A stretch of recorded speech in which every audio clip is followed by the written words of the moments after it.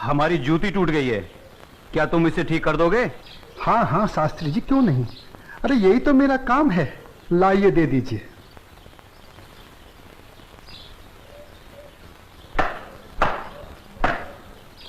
लीजिए शास्त्री जी, आपकी जूती ठीक हो गई। कितने पैसे हुए? जो मन करे दे दीजिए। ये लो। शास्त्री जी, पूरा ना मानो तो एक बात पूछूं? जो पूछना है जल्दी पूछो, हमारे पास समय नहीं है। आप लोग इतनी सुबह सुबह कहाँ जा रहे हैं? आज पूर्णिमा है, इसीलिए हम सब लोग गंगा स्नान करने जा रहे हैं। गंगा माँ के चरणों में दान पुण्य करके उनका आशीर्वाद प्राप्त करेंगे। परंतु तुम ये सब क्यों पूछ रहे हो? आप लोगों को देखकर मेरे मन में ख्याल आया था कि आप लोग जरूर किसी शुभ कार्य के लिए जा रहे हैं। अगर आप लोग मेरा भी एक काम कर दें तो आपकी बड़ी मेहरबानी होगी। करने योग्य होगा तो अवश्य करेंगे। जल्दी बताओ क्या काम है? शास्त्री जी, आज बड़ा शुभ दिन है और आज के दिन मैं भी चाहता हूँ कि कुछ दान पूर्ण करके गंगा माई का आशीर्वाद प्राप्त करूँ।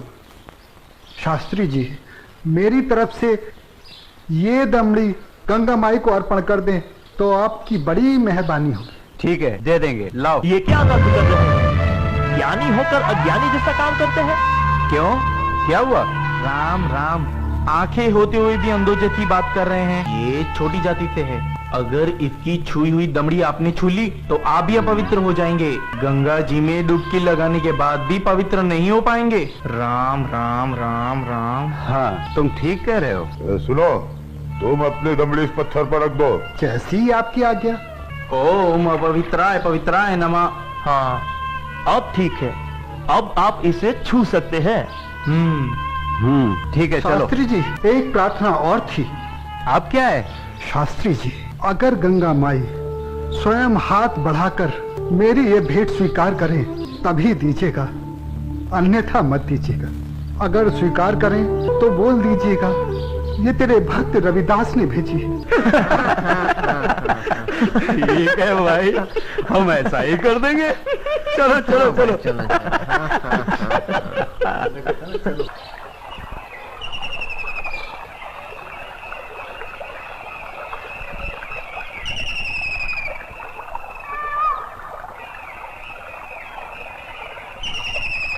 जय हो गंगा मैया की।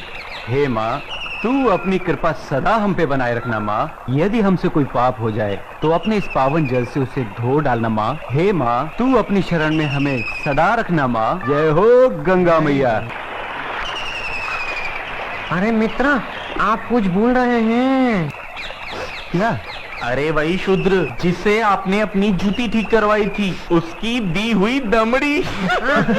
अरे उसने कहा था कि स्वयं गंगा माता हाथों से स्वीकार करे तो देना, अन्यथा नहीं। पागल कहीं का। अरे भाई, याद आया याद आया। यही दमड़ी ना? हाँ हाँ हाँ। हे गंगा मैया, ये दमड़ी उस शुद्ध रविदास ने आपको भेंट करने के लिए दी है और ये भी कहा है यदि आप स्वयं अपने हाथों से इसे स्वीकार करें तो ही हम आपको दें। जय हो गंगा मैया। अरे गुरुजी, आप भी क्या उस शूद्र की बातों में आ गए? भला ऐसा भी कहीं हो सकता है कि स्वयं गंगा माँ अपने हाथों से उस शूद्र की भेंट स्वीकार करे? अरे जब हम लोग शूद्र की दी हुई चीज नहीं लेते तो ये गंगा मैया कैसे लेंगी? मैं एक काम करता हूँ, ये दमड़ी मैं अपने पास रख लेता हूँ, मेरा आने और जाने का खर्चा निकल जाएगा। आज दान और पुण्य में बहुत खर्चा हो गया है। ठीक है भाई, इस दमड़ी को तुम ही रख लो। अब चले? चलो भाइयों। ठहरो, इधर लाओ। मेरे भक्त रविदास की दी हुई भेंट मुझे दे दो। मैं अपने भक्त की भेंट स्वीकार करती हूँ। मैं अपने भक्त की भक्ति से बहुत प्रसन्न हूँ। लाओ, वो दमड़ी मुझे दे दो।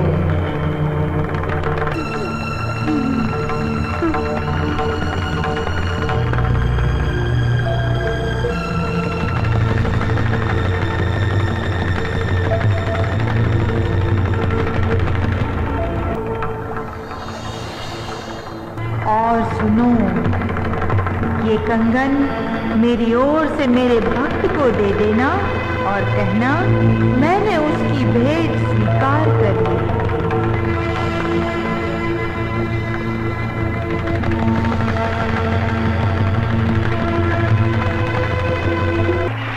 चलो भाई, चलो यहाँ से जल्दी चलो।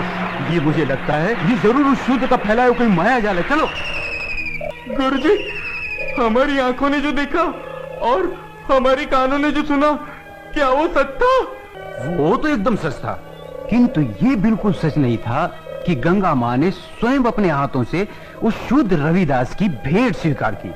और मुझे तो लगता है ये शूद्र रविदास कोई बहुत बड़ा मायावी है। हाँ, मुझे भी यही लगता है। मैं अपनी आंखों और कानों पर अभी तक विश्वास नहीं कर पा रहा हूँ। परंतु एक बात मेरी समझ में नहीं आ रही कि इस तरह के मायावी चमत्कार दिखाकर उस शूद्र रविदास को क्या प्राप्त होगा? प्रसिद्धि। हाँ हाँ, प्रसिद्धि। वो यही चाहता है कि हम उसके इस माया जाल को चमत्कार समझें। तो आगे की कहानी मेरी पूरी तरह से समझ में आ गई। वो शूद्र यही चाहता है कि उसके इस चमत्कार की चर्चा हम पूरे राज्य में करें, जिससे राज्य के भोले भाले लोग उसे गंगा माँ का सच्चा भक्त समझकर उसकी पूजा करने लगे। आप बिल्कुल सही कह रहे हैं। लेकिन इस कंगन का क्या करें? अरे करना क्या है, दे देते हो शूद्र को। राम राम, कैसी मूर्खों जैसी बातें कर रहे हैं। ऐसा करते हैं, इस कंगन को महाराज के पास लेके चलते हैं। वो जरूर हमें इस कंगन के बदले में उचित इनाम देंगे। हाँ हाँ, यही ठीक रहेगा। तो चलो महाराज के पास चलते हैं। लेकिन उस रविदास के बच्चे से क्या कहेंगे हम? अरे हम उसके घर के सामने से ही नहीं जाएंगे। हाँ, बिल्कुल ठीक है। और वो इतना अंतर्यामी तो है नहीं। अरे उससे तो पता भी नहीं चलेगा कि गंगा माँ ने उससे देने के लिए कोई कंगन दिया भी है या नहीं। और देखो, ये कंगन गंगा माँ ने स्वयं अपने हाथों से हमें दिया है, इसलिए इस कंगन पर सिर्फ और सिर्फ हमारा अधिकार है। तो चलिए, ये तय हुआ कि कल हम सब महाराज के पास चलते हैं। और कल हम सब लोग डी बाबा वाले पेड़ के नीचे मिलते हैं। जय हो डी बाबा की। नहीं विश्वनाथ जी अभी तक क्यों नहीं आए? मुझे तो लगता है कि इनाम के बारे में सोचकर गुरुजी सारी रात सोए ही नहीं होंगे। तो आ गए विश्वनाथ जी, देर से आए पर दुरुस्त आए। क्या बात है भाइयों, आप लोग रात को घर नहीं गए क्या? अगर घर चले जाते तो धनवान कैसे बनते। चलिए जरा जल्दी चलिए, हमें राजमहल पहुंचने में कहीं देर ना हो जाए। चलिए चलिए।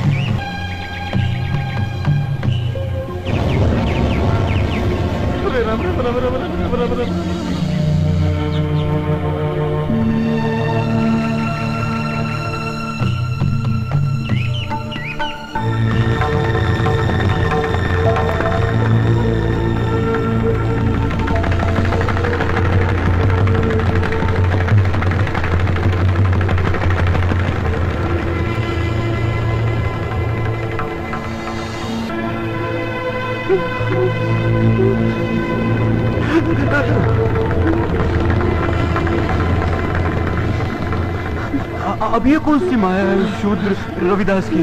गुरुजी, इस पर ध्यान मत दीजिए, पतली गली पकड़िए और निकल लीजिए। हाँ हाँ, चलो, शाही बाग तक तो आ गए। गुरुजी, आप ये बार बार पीछे मुड़कर क्या देख रहे हैं? कुछ नहीं कुछ नहीं, मैं तो देख रहा था अपने वो गुरु हरिशंकर जी कहाँ रह गए। लगता है वो डर गए और घर गए। डरपोक कहीं का। चलो महाराज से मिलते हैं। अरे भाई द्वारपाल, हम लोगों को महाराज से अभी मिलना है। अभी सूचना देता हूँ। रुको, पंडित जी के लिए सूचना की कोई आवश्यकता नहीं है, इन्हें महाराज से अभी मिला देते हैं। आइए। चलो भाइयों। चलो चलो।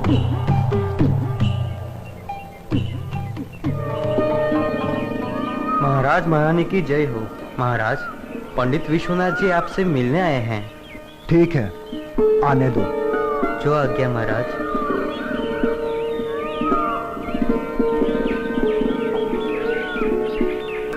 महाराज की जय हो।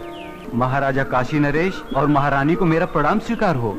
आप लोग हमसे इतनी सुबह सुबह क्यों मिलना चाहते हैं? महाराज मैं बताता हूँ, हमें हमारी वर्षों की भक्ति से जो फल प्राप्त हुआ है वो हम आपको भेंट करना चाहते हैं। वर्षों की भक्ति का फल? हमें तो कुछ समझ में नहीं आया। अगर भक्ति का फल आप लोगों को मिला है तो उसे आप हमें क्यों देना चाहते हैं? क्योंकि महाराज ये हमारे किसी काम का नहीं, ये तो सिर्फ महारानी जी के योग्य है। ये तो वास्तव में बहुत अद्भुत कंगन है, लेकिन ये तुम्हें कैसे प्राप्त हुआ? महाराज ये कंगन हमारी भक्ति से प्रसन्न होकर स्वयं गंगा माँ ने भेंट स्वरूप हमें दिया है। क्या कहा? स्वयं गंगा जी ने आप लोगों को यह कंगन दिया है? सच महाराज, यह तो बड़ा अद्भुत कंगन है। इसने तो हमारा मन मोह लिया है। लेकिन इस एक कंगन का हम क्या करेंगे? इनसे कहिए इसके साथ का एक और कंगन लाकर दे। सुन लिया विश्वनाथ जी, अब आप लोग पूजा और भक्ति करके गंगा माँ से हमें इसमें का दूसरा कंगन भी ला कर दें। हम आपको मुंह मांगा इनाम देंगे। क्षमा करें महाराज, लेकिन इसमें का दूसरा कंगन हम आपको नहीं दे सकते। क्यों नहीं दे सकते? हमारी आज्ञा का उल्लंघन करने की तुम्हारी हिम्मत? असल में महाराज ये कंगन गंगा माँ ने हमारी भक्ति से प्रसन्न होकर हमें नहीं दिया, बल्कि उस शूद्र रविदास की भक्ति से प्रसन्न होकर उसे भेंट करने के लिए दिया है। क्या कहा? गंगा माँ ने स्वयं ये कंगन रविदास को भेंट करने को दिया है? हमें यकीन नहीं हो रहा। हमें सारी घटना विस्तार से बताओ। बताता हूँ।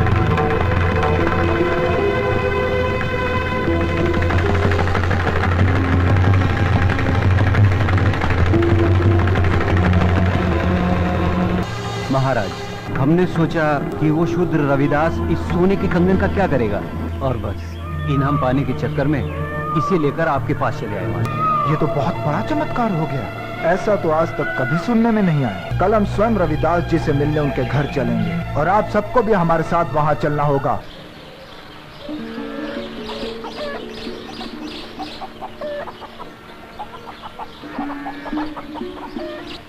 रविदास जी, महाराजा काशी नरेश आपसे मिलने आ रहे हैं।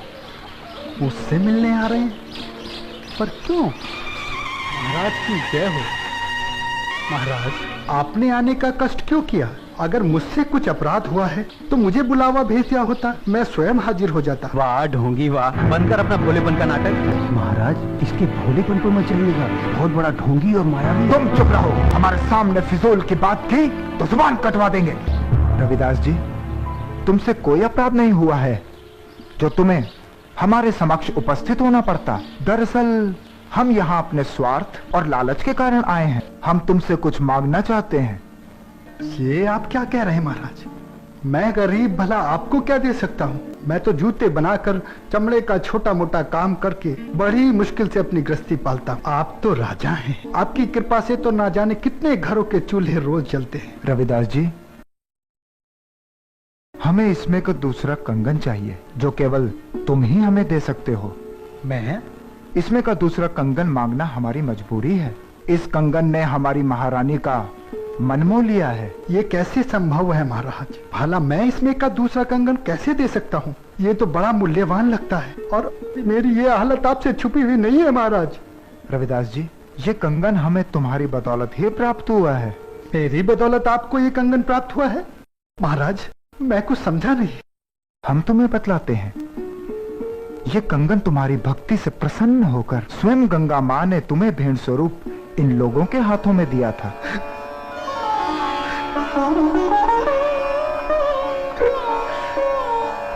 आप सच कह रहे हैं ना महाराज?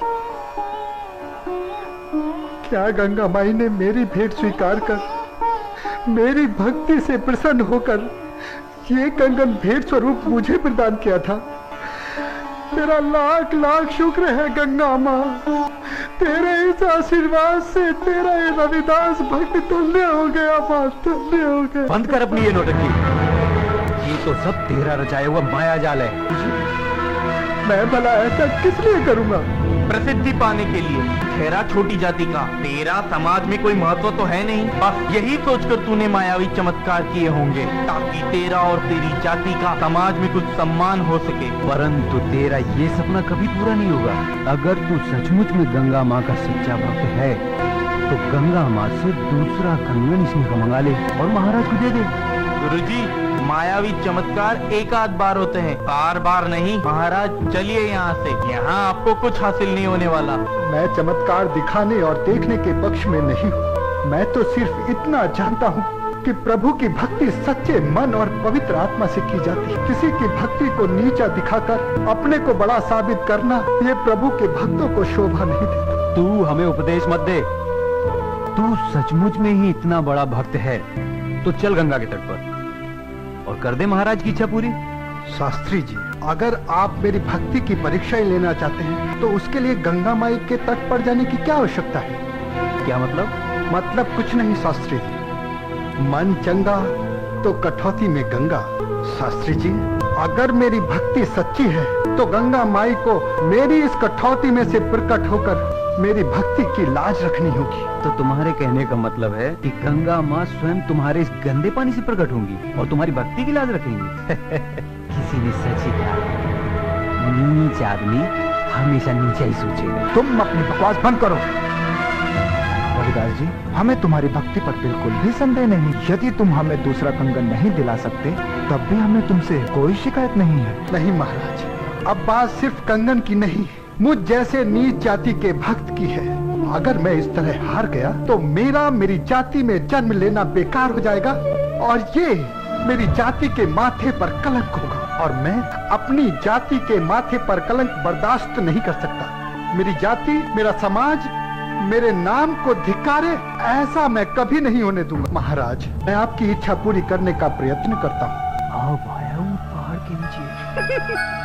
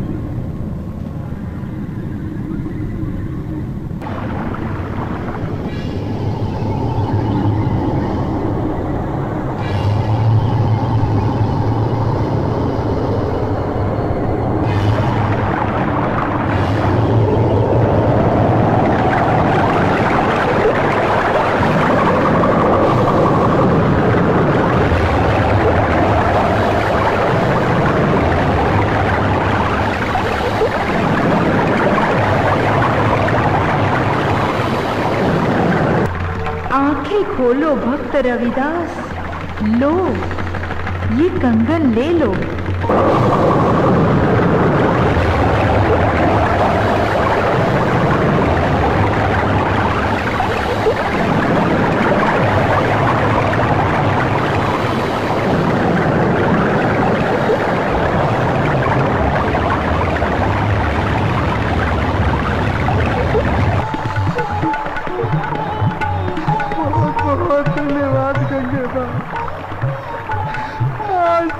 छोटी जाति को और छोटा होने से बचा लिया माँ।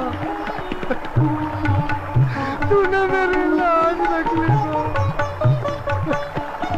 वरना तेरा ये भक्त रविदास आज किसी को मुंह दिखाने के काबिल न रहता माँ।